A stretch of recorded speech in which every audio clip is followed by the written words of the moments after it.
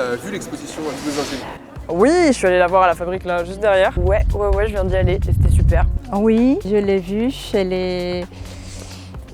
est forte, moi j'ai aimé.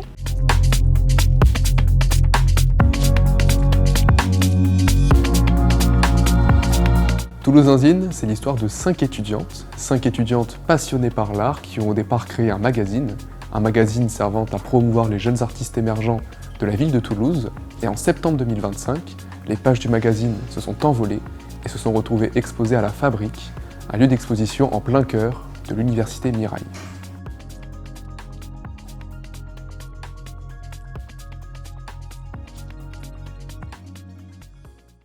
Je m'appelle Louise Dalbavi et je suis la directrice artistique du projet Toulouse-Inzine. Je m'appelle Lou Pachot et je suis chargée de projet pour Toulouse-Inzine. Toulouse-Inzine, c'est une revue où on présente des artistes étudiants et émergents toulousains-toulousaines. J'avais envie de faire un magazine depuis longtemps et je trouvais pas forcément le sujet. Et on s'est rendu compte que y avait beaucoup d'artistes qui manquaient de visibilité. Il y avait aussi des gens qui écrivaient sur les artistes, mais en fait les formations communiquaient pas.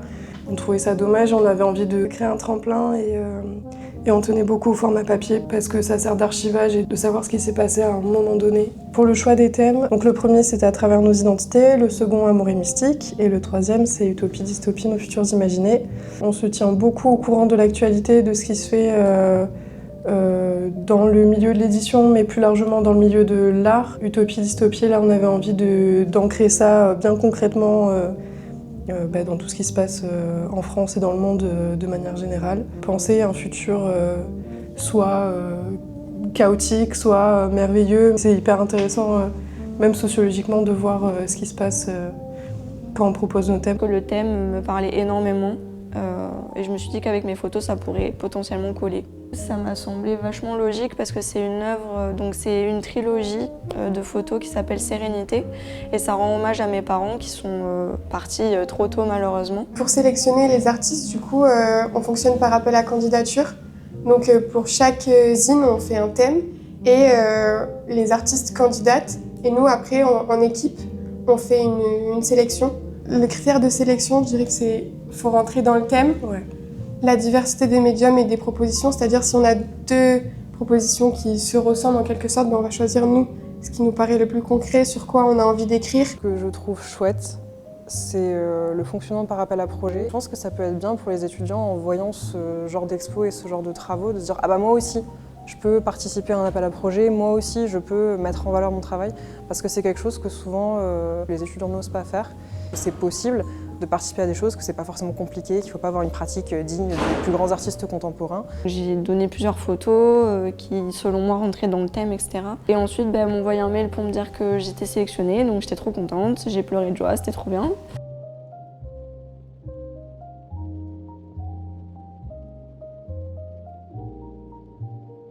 Toutes les affiches ont été travaillées pour faire un tout. Ce que je trouve très chouette, justement, c'est le lien des œuvres les unes entre elles avec cet affichage justement en affiche. Et j'aime bien l'idée que pour une fois, c'est pas une œuvre seule présentée de manière isolée et un peu moi-je, mais que ça vient se marier avec plein d'autres pratiques. C'est vrai que cette expo-là, d'avoir plein d'artistes, c'est vachement beau à voir, comme je disais tout à l'heure.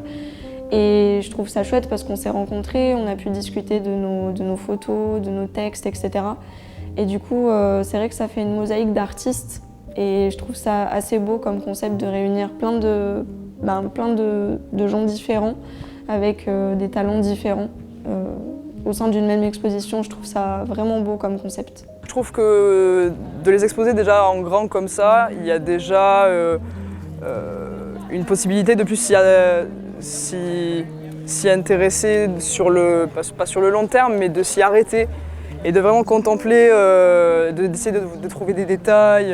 Puis le format du magazine, moi je le trouve hyper cool et très très intéressant, très pratique. Jérôme Carrier, qui est commissaire d'exposition à la Fabrique, il connaît très bien notre projet et il nous a proposé en fait de faire sortir les pages du signe pour les afficher dans la galerie de la Fabrique. Et c'est parti de lui, de son impulsion. Et après, nous on a trouvé que c'était une opportunité incroyable de présenter les artistes sous une autre façon.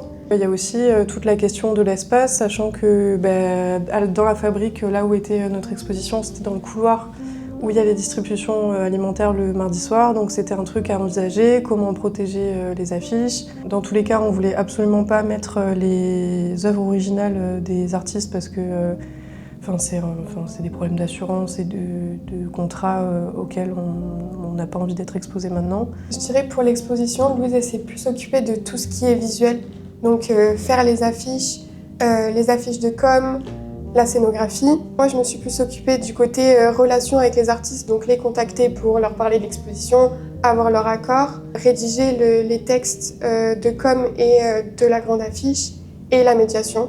L'association Calamar en soi qui porte le projet du coup. Calamar, l'association, elle précède le bureau actuel. Ça avait été fondé par donc des étudiantes à l'époque en licence. Nous, on a récupéré le bureau l'année dernière. C'est une association qui vise à valoriser les pratiques étudiantes.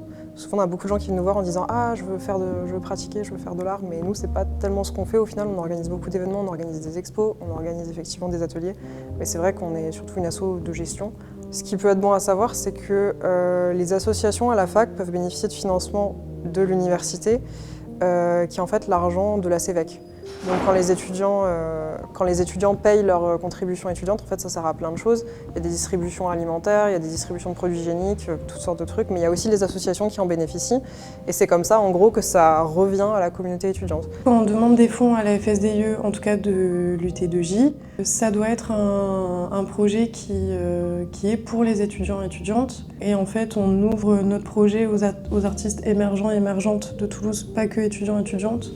Parce que en fait, il y a des artistes partout qui demandent de la visibilité et qui en manquent. Les artistes commencent à collaborer ensemble et nous, on est hyper heureux et heureuses de se mettre en retrait pour leur offrir un tremplin.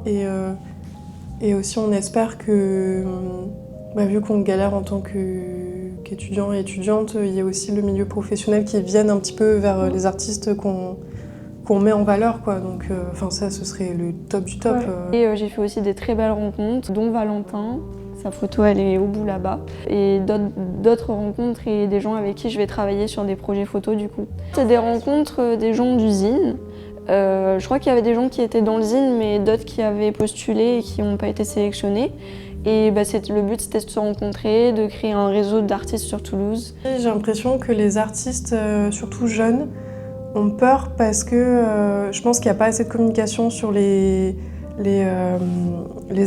les institutions, mais les dispositifs d'aide.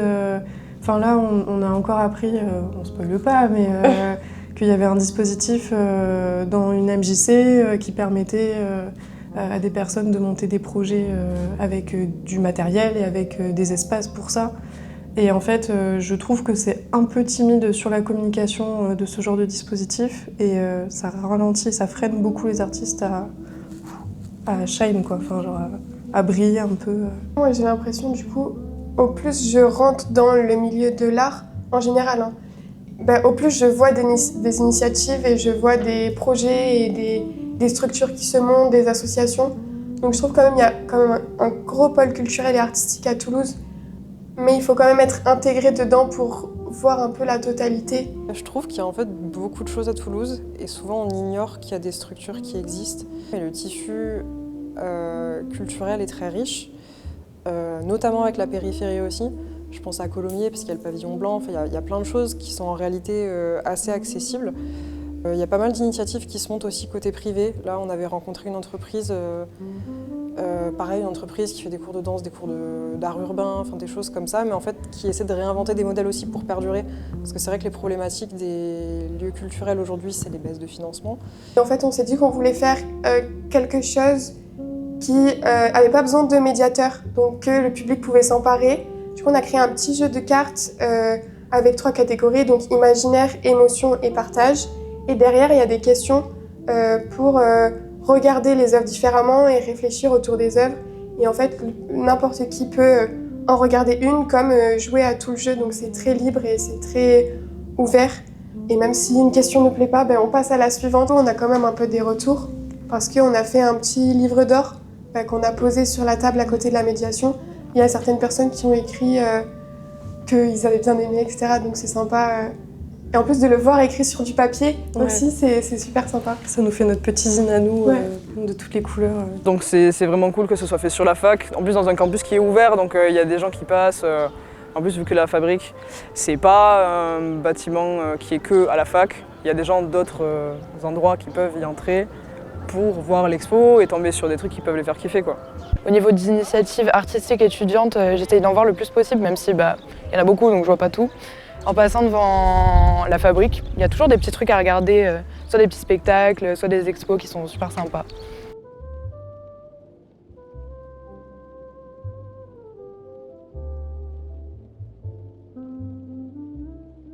Créer, hein, franchement, éclatez-vous. Lancez-vous dans les projets étudiants. La FSDE, elle a des fonds et ils attendent que des initiatives d'étudiants. Et franchement, c'est génial de se lancer dans ce genre de projet. Ça prend du temps, mais c'est hyper gratifiant et on gagne de l'expérience, on gagne des contacts, on se fait des super amis.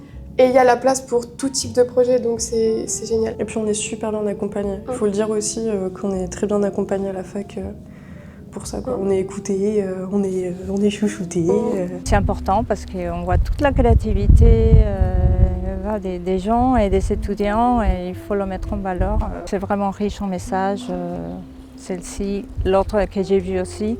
Je n'ai pas pu venir à toutes, mais voilà, je suis sur Toulouse et là je profite de cette occasion. Ce qu'on retient de ce projet, c'est qu'au-delà d'être un tremplin idéal pour ces jeunes artistes, Toulouse Zine s'inscrit dans une volonté d'appel à la création, surtout en tant qu'étudiant, et il est primordial de soutenir ces initiatives universitaires. L'art est un moyen d'expression, de partage et surtout de liberté.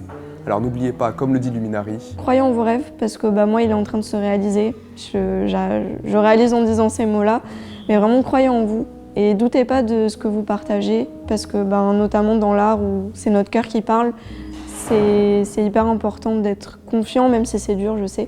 Mais vraiment, vous allez y arriver, j'en suis sûre.